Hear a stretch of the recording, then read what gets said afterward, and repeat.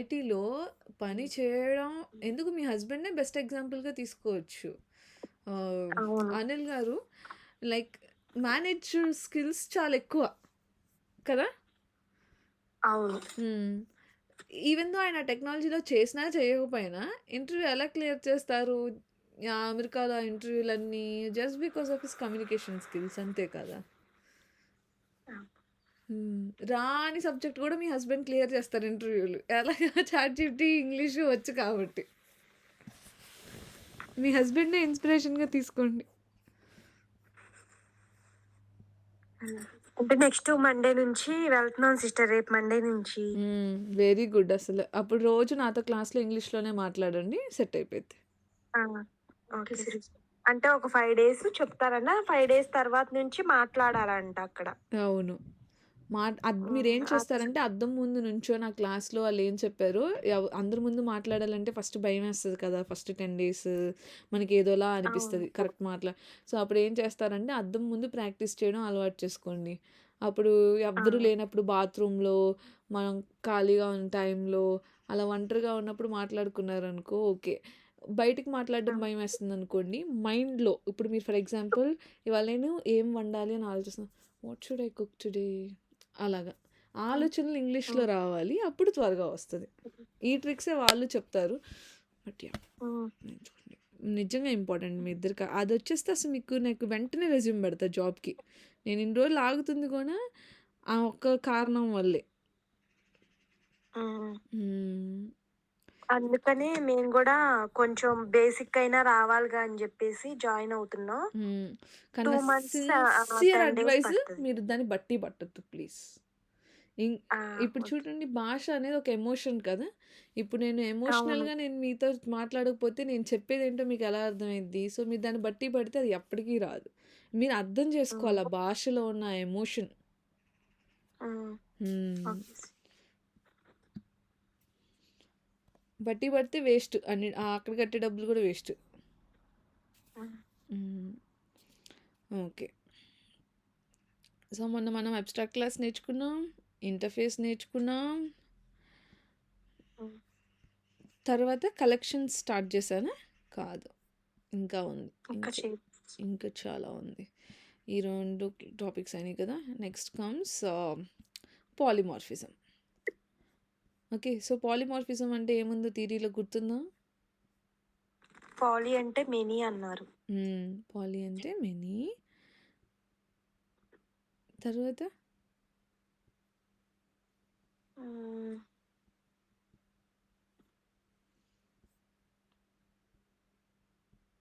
మార్ఫిజం. ఆ!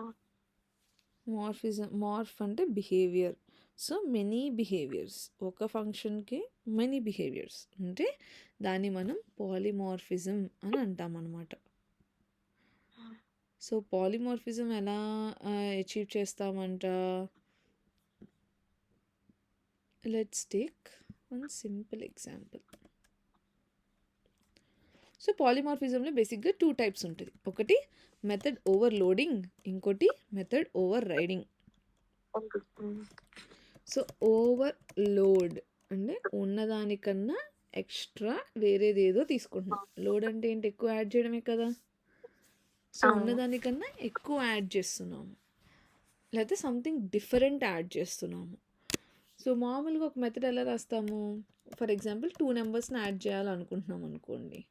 పబ్లిక్ ఇంట్ add 2 నంబర్స్‌ని add చేయాలంటే 2 ఆర్గ్యుమెంట్స్ పంపిస్తాం కదా! సో, ఏం రాస్తాం? రిటర్న్ a+b రాసుకోవచ్చు. సో, ఇక్కడ ఇంటిజర్ రిటర్న్ టైప్ కాబట్టి మనం ఒక ఇంటిజర్‌ని రిటర్న్ చేస్తున్నాం. ఆ ఇంటిజర్ ఎలాగా 2 యాడ్ చేస్తూ వచ్చిన అవుట్‌పుట్‌ని రిటర్న్ చేస్తున్నాం. ఇదేంటి 2 నంబర్స్ ఉన్నప్పుడు ఇక్కడేంటి ఫంక్షన్ పేరు యాడ్. నా దగ్గర ఇదే క్లాస్‌లో ఇంకో మెథడ్ ఉంది. దాని పేరు కూడా యాడే. సో, ఒక మెథడ్‌లో సేమ్ పేరుతో 2 ఉండొచ్చా? ఉండలేవు. ఒకటే క్లాస్‌లో సేమ్ మెథడ్ పేరున్నవి 2 ఉండలేవు. సో, ఇక్కడ యాడ్, ఇక్కడ యాడ్, ఇక్కడ ఇంట్ ఏ, ఇంట్ బి, 2 ఎగ్జాక్ట్‌గా సేమ్ ఉన్నాయి. ఉండలేవనమాట. సో, మనం దాన్ని కరెక్ట్ చేయడానికి మనం ఏం చేస్తాము అనంటే, ఎక్కడో ఒక చోట డిఫరెన్స్ చూపించాలి. ఆ డిఫరెన్స్ గనక ఈ నెంబర్ ఆఫ్ ఆర్గ్యుమెంట్స్లో కనుక కనిపిస్తే దాన్ని మనం మెథడ్ ఓవర్లోడింగ్ అంటాం. అంటే ఫర్ ఎగ్జాంపుల్ 2 నెంబర్స్ బదులు మనం 3 నెంబర్స్ని యాడ్ చేస్తున్నాం అనుకోండి, a+b+c. సో అప్పుడు దీన్ని మనం మెథడ్ ఓవర్లోడింగ్ కాన్సెప్ట్ అంటాం. ఎందుకు? Same method name but different number of arguments. ఇక్కడేమో 2 ఉన్నాయి, ఇక్కడేమో 3 ఉన్నాయి కదా. So same method name with different number of arguments is called overloading. So ఇవి ఏ ఓవర్లోడింగ్ మెథడ్స్ కదా ఓవర్లోడ్ చేస్తున్నాం. So it is method overloading కదా. సో ఇప్పుడు మనం కింద ఇప్పుడు పైన రాసుకునే మెథడ్స్ని మనం మెయిన్ మెథడ్లో కాల్ చేయాలంటే ఏం చేయాలి? Object create. Very good. Object create చేయాలి. ఆబ్జెక్ట్ క్రియేషన్ సింటాక్స్ ఏంటి?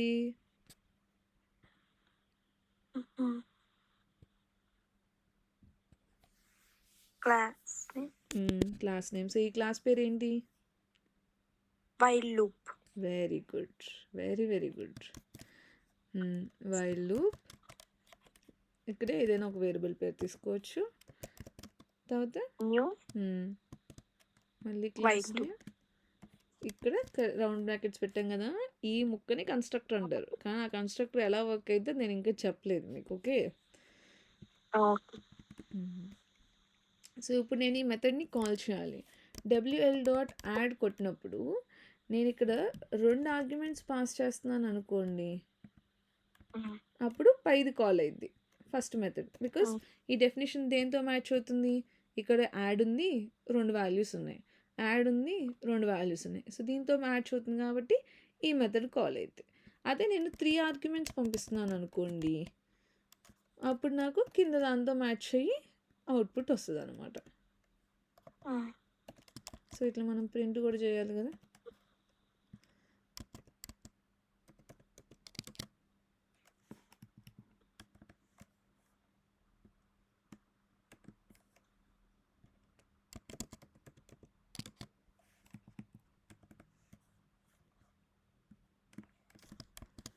ఇప్పుడు కనుక మనం రన్ చేసామనుకోండి, పై 2 యాడ్ అయ్యి 10 అవుట్పుట్ వస్తుంది, కింద 3 యాడ్ అయ్యి 21 అవుట్పుట్ వచ్చింది. సో సేమ్ మెథడ్ పేరుండి నెంబర్ ఆఫ్ ఆర్గ్యుమెంట్స్ డిఫర్ అయితే we call it as overload. Method overloading. Method. ఇది ఏ కాన్సెప్ట్లో పార్ట్ మెథడ్ ఓవర్లోడింగ్ అనేది?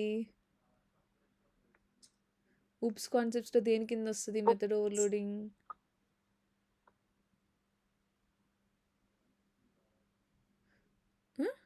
ఊప్స్ కాన్సెప్ట్లో కాన్సెప్ట్స్ నేమ్స్ ఏంటి చెప్పండి? Abstraction, inheritance. ఇప్పుడు మనం నేర్చుకునేది ఏంటిది? కలెక్షన్. ఇది కలెక్షన్ ఎందుకైందిరా? పాలిమార్ఫిజం రా. పాలిమార్ఫిజం. Polymorphism, inheritance. ఈ 4 strong pillars of oops concepts అనమాట. సో ఇప్పుడు ఈ కాన్సెప్ట్ని ఏమంటాము? Method overloading. ఇది దేనిలో పార్ట్? పాలిమార్ఫిజంలో ఒక టైపు. పాలిమార్ఫిజంలో 2 టైప్స్ ఉన్నాయి, ఒకటి ఓవర్లోడింగ్, ఇంకోటి ఓవర్ రైడింగ్. ఓవర్ రైడింగ్ అంటే మీనింగ్ ఏంటంటే ఆల్రెడీ మనం చూసాం. ఇప్పుడు ఇక్కడ అబ్స్ట్రాక్ట్ క్లాస్లో ప్రింట్ అనే మెథడ్ ఉంది, దాని చైల్డ్ క్లాస్లో మళ్ళీ ప్రింట్ అనే మెథడే ఉంది. I mean like print hello ఉంది కదా, ఈ అబ్స్ట్రాక్ట్ క్లాస్లో ప్రింట్ హెలో అనే మెథడ్ ఉంది, చైల్డ్ క్లాస్లో కూడా ప్రింట్ హెలో మెథడే ఉంది. కానీ ఇక్కడేమో టెస్ట్ చైల్డ్ అని ఉంది, ఇక్కడేమో ఏమీ లేదు. ఓకే. సో పేరెంట్ క్లాస్లో ఉన్న దాని యొక్క బిహేవియర్ ఎగ్జాక్ట్ సింటాక్స్, ఇక్కడ ఏం ఆర్గ్యుమెంట్స్ చేంజ్ లేవు, ఇక్కడ 0 ఆర్గ్యుమెంట్స్, ఈ బ్రాకెట్ లోపల ఏమీ లేదు, ఈ చైల్డ్లో కూడా ఏమీ లేదు. ఒకవేళ అక్కడ 1 ఉందనుకోండి, ఇక్కడ ఇంటే అని రాసామనుకోండి, చైల్డ్ క్లాస్లో కూడా ఇంటే ఒక ఆర్గ్యుమెంటే ఉందనుకోండి, సేమ్ ఎగ్జాక్ట్ ఉండాలన్నమాట. సో పేరెంట్లో ఏదైతే ఉందో చైల్డ్ క్లాస్లో కూడా అదే పేరు, అదే నెంబర్ ఆఫ్ ఆర్గ్యుమెంట్స్ ఉండి, పైన ఎట్ ఓవర్ రైడ్ అనటేషన్ ఉండి మనం బిహేవియర్ని మార్చేసామనుకోండి, అప్పుడు we call it as method overriding. Overriding అంటే పైన ఈ @ ఓవర్ రైడ్ అనటేషన్ పెట్టి పేరెంట్ క్లాస్లో ఉన్న సేమ్ మెథడ్ని చైల్డ్ క్లాస్లో దాని బిహేవియర్ అంటే లోపల రాసే లాజిక్ బేసిక్గా ఇక్కడ రాసే మ్యాటర్ కనుక మనం మారిస్తే దాన్ని we call it as method overriding. Method ఓకేనా? సో ఓవర్ రైడింగ్ ఎలా చేస్తాం? పేరెంట్ క్లాస్లో ఉన్న మెథడ్ యొక్క సేమ్ ప్రాపర్టీస్ని చైల్డ్ క్లాస్లో మార్చాలి. ఓకేనా? Okay sister. ఇప్పుడు మనము మీకు పేరెంట్ క్లాస్ అంటే ఏంటి, చైల్డ్ క్లాస్ అంటే ఏంటి, వాటి మధ్య రిలేషన్షిప్ చెప్పండి. అబ్స్ట్రాక్ట్ క్లాస్ అండ్ నార్మల్ క్లాస్కి రిలేషన్షిప్ పెట్టాలంటే మనం ఏం కీవర్డ్ వాడాలి? ఎక్స్టెన్స్. అదే ఒక ఇంటర్ఫేస్ కాను క్లాస్కి పెట్టాలంటే ఏం వాడాలి? ఇంప్లిమెంట్స్. Very good. ఇప్పుడు మీకు అబ్స్ట్రాక్ట్ క్లాస్ అంటే ఏంటో తెలుసు, ఇన్హెరిటెన్స్ అంటే ఏంటో తెలుసు, ఇంటర్ఫేస్ అంటే ఏంటో తెలుసు. Now we will see collections in Java. So collections ఎందుకు వాడతారని చెప్పాను? ఎరే నుండి మనం కలెక్షన్స్కి ఎందుకు మూవ్ అవుతున్నాం? ఎరేస్ ఆల్రెడీ నేర్చుకున్నాం కదా, మళ్ళీ మనకు కలెక్షన్స్ ఎందుకు కనిపెట్టారు?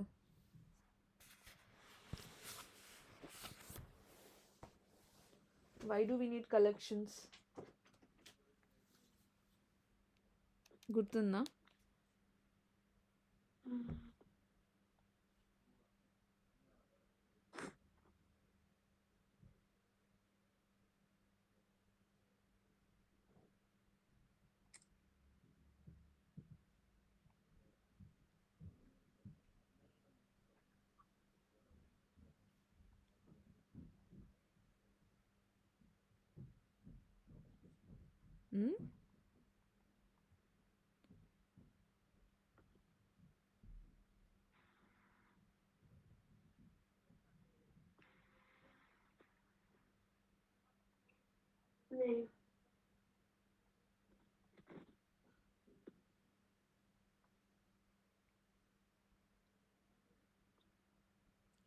థింక్ చేయండి 2 minutes.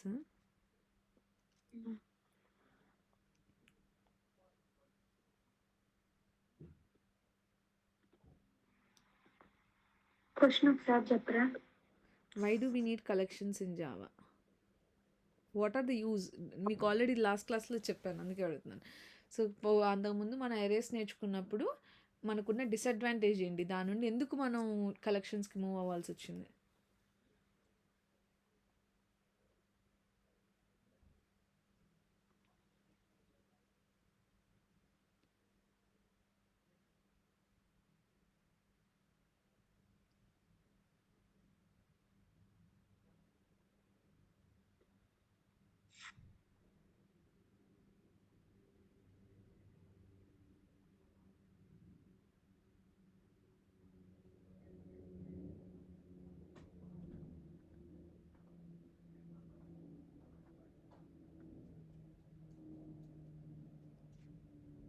గుర్తొస్తుందా? అసలు ఎరేస్ అంటే ఏంటో చెప్పండి.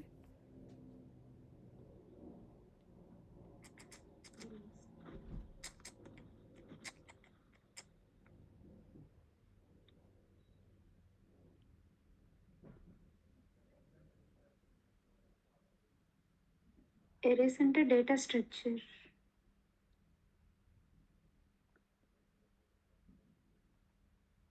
ఎరేస్ అంటే డేటా స్ట్రక్చర్సా? నేను అసలు మీకు డేటా స్ట్రక్చర్ అనే వర్డ్ కూడా నేర్పిలేదురా, గూగుల్లో కొట్టారు ఇప్పుడు. కాదు సిస్టర్. మరి అదే అంటే డేటా సేమ్ టైప్ ఉన్న మల్టిపుల్ వాల్యూస్ ని ఒక వేరియబుల్ లో స్టోర్ చేసేది. వావ్, ఎవరు చెప్పింది? రమ్య.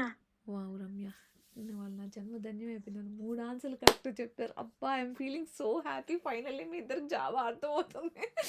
ఇవాళ నాకు నిద్ర పట్టదు. Very nice, very nice. Same type of డేటాని ఒక వేరియబుల్లో స్టోర్ చేసుకుంటే, ఒకటే సెల్ని సబ్ సెల్స్గా డివైడ్ చేసుకుంటే ఇట్స్ అన్ ఎరే. కరెక్ట్. మరి ఎరేలో మనకు వచ్చిన డిసడ్వాంటేజ్ ఏంటి? అలా స్టోర్ చేసుకోవడం వల్ల మనకు వచ్చిన నష్టాలు ఏంటి?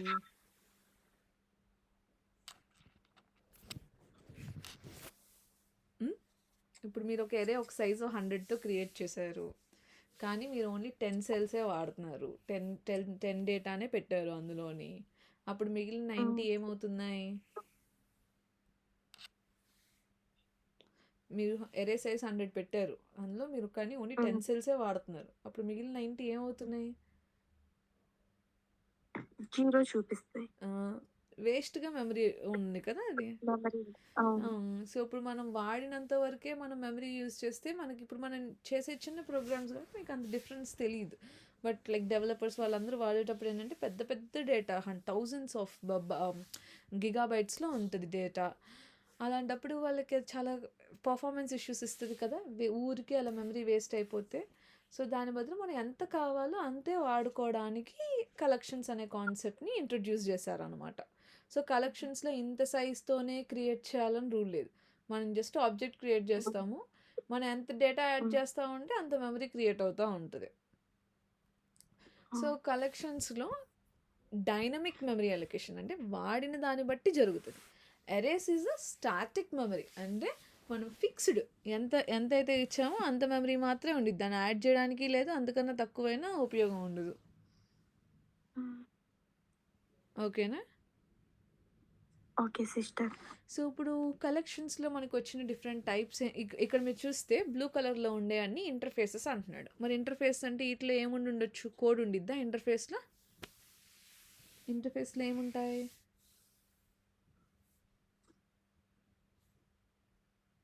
ఇంటర్ఫేస్ లోపలే కోడ్ రాసేస్తామా, ఓన్లీ మెథడ్స్ని డిఫైన్ చేసి వదిలేస్తామా?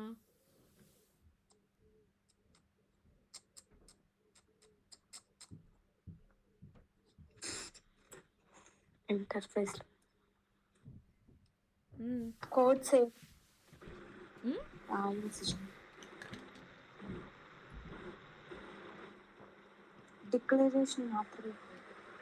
డిక్లరేషన్ మాత్రమే చేస్తాం. సో అంటే ఇప్పుడు ఇటరబుల్లో, ఇక్కడ కలెక్షన్లో, లిస్ట్లో, సెట్లో ఓన్లీ మెథడ్స్ మాత్రమే ఉన్నాయి, కానీ దానిలో ఏం కోడ్ రాసలేదు. కోడ్ ఎప్పుడు ఎక్కడ రాసుంటుంది? ఇంటర్ఫేసెస్ ఉన్నప్పుడు వాటి యొక్క చైల్డ్ క్లాసెస్లో రాసుంటుంది కదా. సో అంటే లిస్ట్ దాని పేరెంట్ ఇంటర్ఫేస్, కానీ దాని చైల్డ్ ఎవరు? ఎరే list, linked list, vector, stock అంటున్నాడు. సో ఇట్లా మనం అన్నీ నేర్చుకోక్కర్లేదు. లిస్ట్లో ఎరే లిస్ట్, లింక్డ్ లిస్ట్ నేర్చుకోవాలి, క్యూ అసలు అక్కర్లేదు. సెట్లో hash set, linked hash set, tree set నేర్చుకోవాలి. మ్యాప్ అని ఇంకోటి ఉండిద్ది, మ్యాప్లో కూడా linked hash map, tree map 3 ఉంటాయి. ఆ 9 నేర్చుకోవాలి. మీరు ఏంటంటే నేను కోడ్ ఎగ్జిక్యూట్ చేసినప్పుడు అవుట్పుట్లో అబ్జర్వ్ చేసి డిఫరెన్సెస్ కనిపెట్టాలి, అది మీ బాధ్యత. Okay, first let start with list.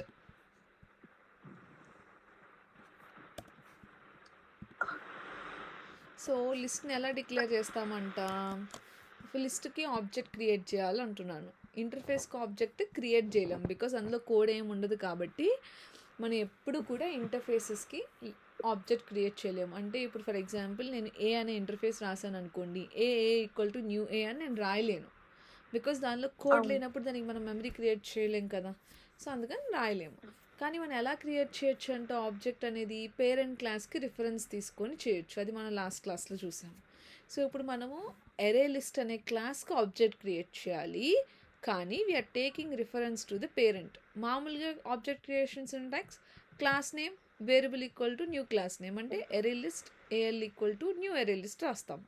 కానీ ఇక్కడ నేను నా పేరెంట్ని రిఫర్ చేయాలంటున్నాను, అప్పుడు సింటాక్స్ ఏమైంది? Parent class name variable equal to new child class name. ఇది మనం లాస్ట్ క్లాస్లో చూసాం.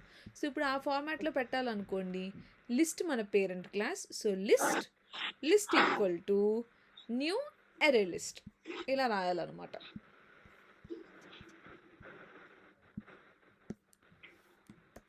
List equal to new array list ఇలా ఆబ్జెక్ట్ క్రియేట్ చేయాలి. అయితే ఊరికే ఇలా క్రియేట్ చేస్తే సరిపోదట. ఎలా చేయాల అంట, ఇప్పుడు మనం ఎరేస్ అంటే ఏం నేర్చుకున్నాము? సిమిలర్ డేటా టైప్ యొక్క వాల్యూస్ని ఒక వేరియబుల్లో కదా, ఇక్కడ కూడా అంతే, similar data type of values మాత్రమే మనం స్టోర్ చేసుకోవాలి. సో ఇప్పుడు నేను ఒక ఇంటిజర్ టైప్ ఆఫ్ లిస్ట్ నేను క్రియేట్ చేయాలనుకుంటున్నాను అనుకోండి, అప్పుడు ఈ లిస్ట్ పక్కన ఈ యాంగ్లో బ్రాకెట్స్ లోపల ఇంటిజర్ అని రాయాలి. దీన్ని ఏదో అంటారని చెప్పాను లాస్ట్ క్లాస్లో. నార్మల్ డేటా టైప్స్ని క్లాసెస్గా రాస్తే మనం ఆ కాన్సెప్ట్ని ఏమంటాం?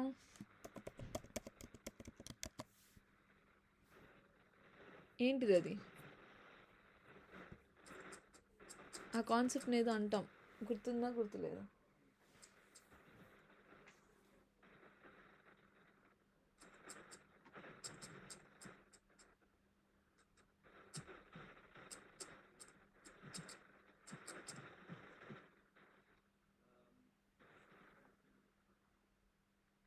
ప్రిమిటేటివ్ సిస్టర్. ప్రిమిటివ్ డేటా టైప్స్ని ఎలా మారిస్తే ఏమైంది?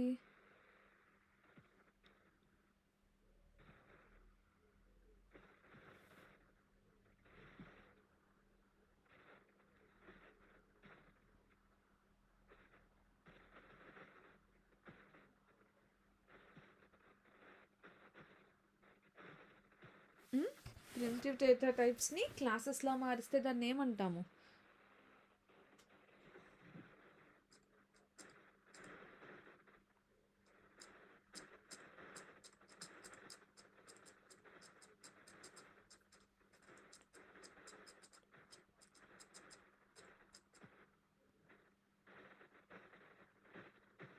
Vapour classes. Yes, wow, how did you set that ray? బుక్లో రాసుకున్నా సిస్టర్. Okay, good. నాకెందుకు మరి ఇప్పుడు కీబోర్డ్ నొక్కిన సౌండ్ వచ్చింది ఎక్కడో? నేను మామూలుగా బ్యాక్ వెళ్ళాను సిస్టర్. ఓకే. చాటి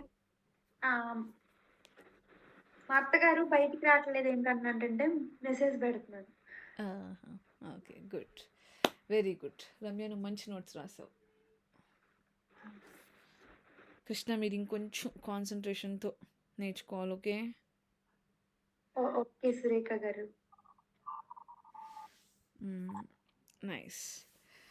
ఇప్పుడు ఈ వ్రాపర్ క్లాసెస్ని ఇలాగ లిస్ట్ అని రాసిన తర్వాత యాంగులర్ బ్రాకెట్ లోపల ఆ వ్రాపర్ క్లాస్ పెట్టాలి. అలానే ఇక్కడ కూడా ఎరే లిస్ట్ పక్కన కూడా ఇలా లెస్ దాన్ గ్రేటర్ దాన్ సింబల్ని ఏమంటాం అంటే యాంగులర్ బ్రాకెట్స్ అంటాం. ఇవి రౌండ్ బ్రాకెట్స్, ఇవి కర్లీ బ్రాకెట్స్, ఇవి రెక్టాంగిల్ బ్రాకెట్స్. ఓకే, ఈ లెస్ దాన్ అని ఇలా ఉన్న వాటిని యాంగులర్ బ్రాకెట్స్ అని అంటాం. సో ఈ యాంగులర్ బ్రాకెట్స్ లోపల you have to put that wrapper class.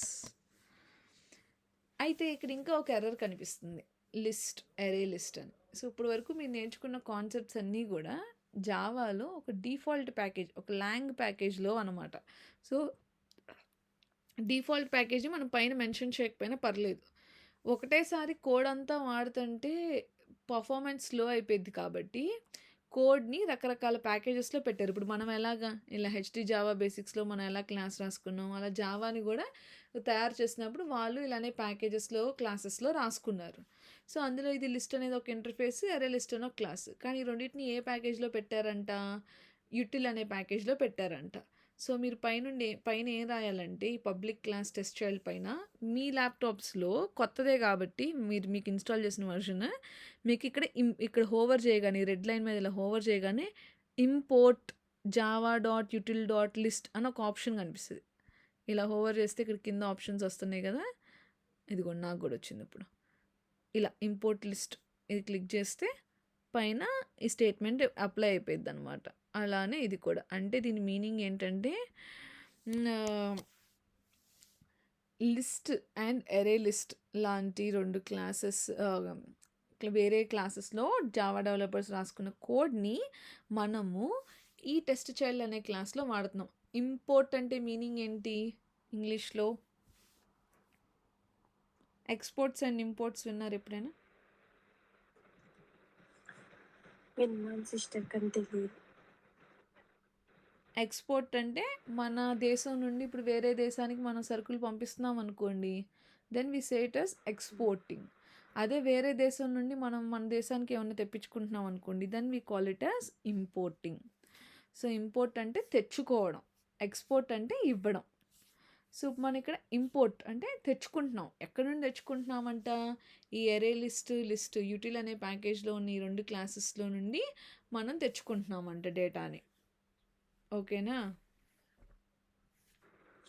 Okay sister. So ఇప్పుడు మనం ఎలా రాసాము? Object creation, parent class, angular బ్రాకెట్లో wrapper class variable equal to new child class angular బ్రాకెట్లో మనకు కావాల్సిన వ్రాపర్ క్లాస్. సో ఇప్పుడు మనం దీనిలోకి డేటాను యాడ్ చేయాలి. మామూలుగా అరేలో అనుకోండి ఏం రాసేవాళ్ళం, ఏఆర్ఆర్ ఆఫ్ 0 ఈక్వల్ టు 4 ఇలా రాసేయచ్చు. బట్ దీనిలోకి ఏంటంటే యాడ్ అనే ఒక మెథడ్ ఉండిద్ది. సో మనం లిస్ట్ క్లాస్లో ఈ లిస్ట్ అనే క్లాస్లో లిస్ట్ అనే ఇంటర్ఫేస్లో ఆల్రెడీ కొన్ని మెథడ్స్ రాసున్నాయంట. అందులో ఒక మెథడ్ పేరు యాడ్. సో మీరు జస్ట్ ఇక్కడ ఏదైతే వేరియబుల్, ఇక్కడ మనం ఏ వేరియబుల్ అయినా పెట్టుకోవచ్చు కదా, అది మీకు తెలుసు కదా. నేను ఇక్కడ జస్ట్ లిస్ట్ రాశాను.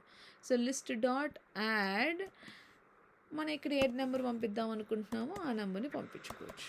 సో మళ్ళీ అదే variable dot number.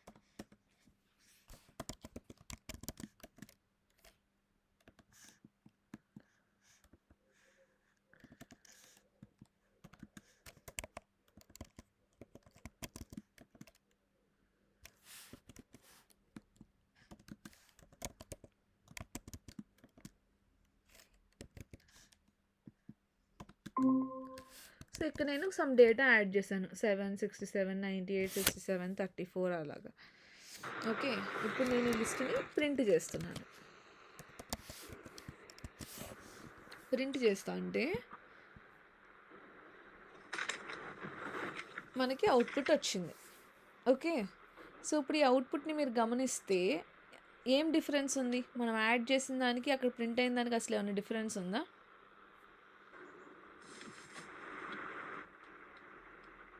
So first 7 ఇచ్చాను, అవుట్పుట్లో కూడా 7 వచ్చింది. 67 ఇచ్చాను, 67 వచ్చింది. 67 2 సార్లు ఇచ్చినా కూడా 2 సార్లు ప్రింట్ అయింది. మనం ఏ ఆర్డర్లో అయితే ఇచ్చామో అదే ఆర్డర్లో ప్రింట్ అయినాయి. డూప్లికేట్స్ లైక్ సేమ్ నెంబర్ 2 సార్లు ఇచ్చినా కూడా ప్రింట్ అయింది. ఓకే, అండ్ ఒక నెంబర్ ఇద్దాం. ఇంకోటి ఉంటుంది జావాలో, అసలు దేనికి వాల్యూ లేదు అని చెప్పడాన్ని we call it as null. Null అంటే ఏమీ లేదు, 0కి కూడా వాల్యూ ఉంటుంది. నల్ అంటే అసలు ఏది కాదు, 0 కూడా కాదు, అది మీనింగ్ అనమాట. నల్ అంటే అసలు ఏది కాదని. సో ఇప్పుడు నేను నల్ యాడ్ చేసినా కూడా నాకు అవుట్పుట్లో నల్ కూడా వచ్చింది. నేను 2 నల్స్ యాడ్ చేసినా కూడా 2 నల్స్ వస్తాయి. సో బేసిక్గా లిస్ట్ యొక్క ప్రాపర్టీస్ ఏంటంట, it follows the insertion order. అంటే మనం ఏ ఆర్డర్లో అయితే డేటాని ఇన్సర్ట్ చేసామో అదే ఆర్డర్లో మనకు అవుట్పుట్లో ప్రింట్ అయింది. And also list allows duplicates, అంటే సేమ్ నెంబర్ మల్టిపుల్ టైమ్స్ ఇచ్చినా కూడా అది మనకి పంపిస్తుంది అనమాట. ఓకే, సో మనకి ఇక్కడ 2 నల్ వాల్యూస్ ఇచ్చితే 2 నల్ వాల్యూస్ వచ్చినాయి, మనకు డూప్లికేట్స్ ఉంటే డూప్లికేట్స్ వచ్చినాయి, ఇచ్చిన ఆర్డర్లో ప్రింట్ అయింది. ఇప్పుడు సెట్ చూద్దాము. సెట్ కూడా సేమ్ ఇలానే. సో సెట్, దానిలో ఒక క్లాస్ పేరు హ్యాష్ సెట్. సో ఎలా రాస్తాము దీనికి, సెట్ మళ్ళీ ఇంటిజర్ టైప్ ఆఫ్ సెట్టే తీసుకుందాం అర్థం అవడం కోసం. Differences integer set equal to new hash set class తీసుకుందాం అనుకున్నాం కదా. సో మళ్ళీ ఇంటిజర్. సో మళ్ళీ ఇవి కూడా ఇంపోర్ట్ చేసుకోవాలి. ఇవన్నీ కూడా జావాలో యూటిల్ అనే ప్యాకేజ్లో ఉంటాయి. java.util. ఆ పర్టికులర్ క్లాస్ పేరు రాసుకోవాలి. అవి ఆటోమేటిక్గా ఇక్కడ మనం పెట్టగానే వస్తాయి, జస్ట్ ఇంపోర్ట్ క్లిక్ చేసుకోవడమే. ఇప్పుడు నేను దీనిలో కూడా యాడ్ అనే మెథడే ఉంటుంది. సేమ్ నెంబర్స్ యాడ్ చేద్దాం. 7, 67,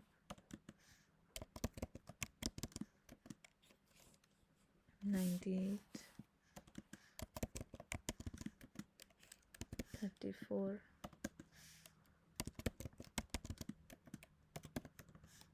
null,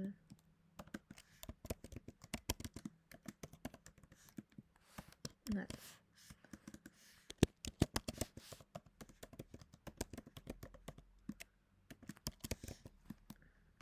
సెట్. ఇప్పుడు నేను దీన్ని రన్ చేస్తున్నాను. సో రన్ చేస్తున్నప్పుడు నాకు అవుట్పుట్లో 2 అవుట్పుట్స్ వచ్చినాయి. సో ఫస్ట్ ఇచ్చిన దానికి సెకండ్ ఇచ్చింది, రెండిట్లోనూ కూడా సేమ్ డేటానే పెట్టాం కదా. లిస్ట్లో ఏం పంపించామో సెట్లో కూడా అదే పంపించాము. కానీ డిఫరెన్స్ ఏమొచ్చింది? కానీ ఇప్పుడు చెప్పండి, లిస్ట్కి సెట్కి డిఫరెన్స్ అవుట్పుట్ గమనించి మీరు.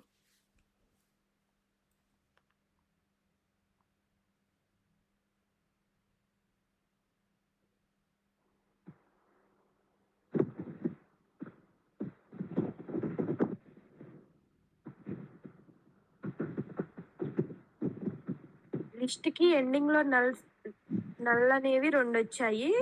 సెట్‌కి ఫస్ట్‌లో వచ్చింది సిస్టర్ ఒకటి నల్ అనేది. సో 2 ఇస్తే ఒకటి అయిపోయింది. అంటే మీనింగ్ ఏంటి? ఆగు. సారీ 67 యాడ్ చేయలేదు కదా! 67 కూడా యాడ్ చేద్దాం. అప్పుడు మళ్ళీ చూడండి.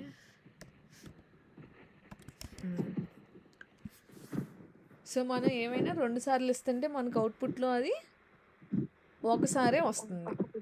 సో లిస్ట్ అయితే డూప్లికేట్స్ అలౌ చేస్తుంది. మరి సెట్ అయితే డూప్లికేట్స్ అలౌ చేస్తుందా? లేదు. చేయడం లేదు.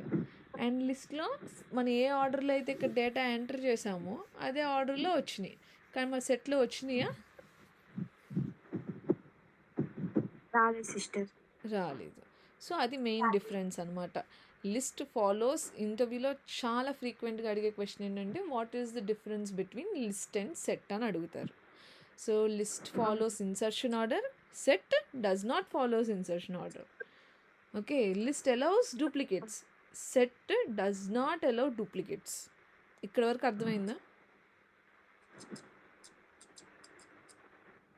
నొక్కండి మీరు మెసేజ్లే నొక్కండి, నేను క్లాస్ చెప్పడం మానేస్తాను. కాదు సిస్టర్. మా హస్బెండ్ మూవీకెళ్ళారు. ఇషాన్ పడుకున్నాడా అంటే పడుకున్నాడని చెప్తున్నా.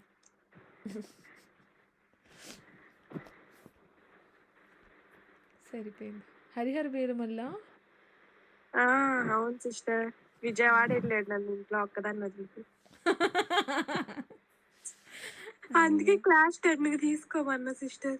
అయ్యో. మీకొచ్చిందా సిస్టర్ అక్కడ? వచ్చింది. నేను యాక్చువల్గా ఇల్లు మారుతున్నా అని చెప్పాను కదా! సో అందుకని నేను నా పాస్ క్యాన్సిల్ చేస్తాను, మూవీ పాస్ ఈ నెల. అందుకే ఏ సినిమాకి వెళ్ళలేకపోతున్నాను. చూద్దాం. నైస్.